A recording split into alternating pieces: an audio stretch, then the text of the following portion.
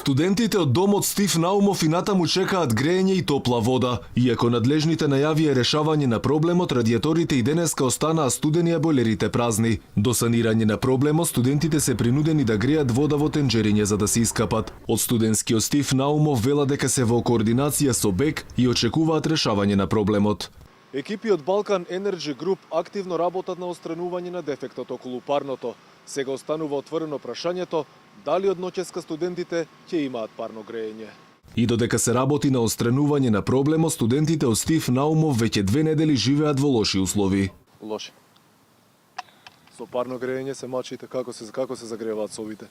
Со парно, нема парно сега за сега. Печки, електрични. Нема вода, нема парно. Зависи како од денот. Како условите, добри, лоши? Па, средно онака.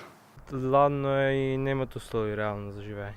Студентите се жалат дека тука живуркаат и тоа било под секое човечко достоинство кога е во прашање студентскиот стандард во Македонија. Во меѓувреме оние кои престојуваат во, како што велат, малите соби, плаќаат по 3000 денари месечно. И откако студентите се пожалија на живеачката во домовите, се огласија и од опозицијата. Оттаму велат дека било крајно време власта да направи нешто и да им обезбеди пристојни услови за живење. Студентите во студентските домови повеќе од 2 недели се оставени без топла вода и парно грејење. Власта не работи за младите, власта работи против младите. Студентите во студентските домови не можат да ги остварат основните потреби. Тие со недели немаат ниту топла вода, ниту грејење, а температурите се се пониски.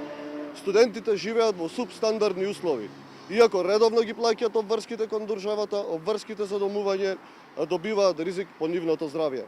Дополнителните грејни тела во домовите се забранети, но студентите сега се приморани да ги користат зашто парно грејење се уште нема. Во меѓувреме долга е листата на проблеми со кои се соочуваат студентите сместени во домот Стив Наумов. Храната во мензата велат била неквалитетна, еднолична и количински малку. Читалната пак била недоволно осветлена, иако тоа е место каде треба да учат студентите.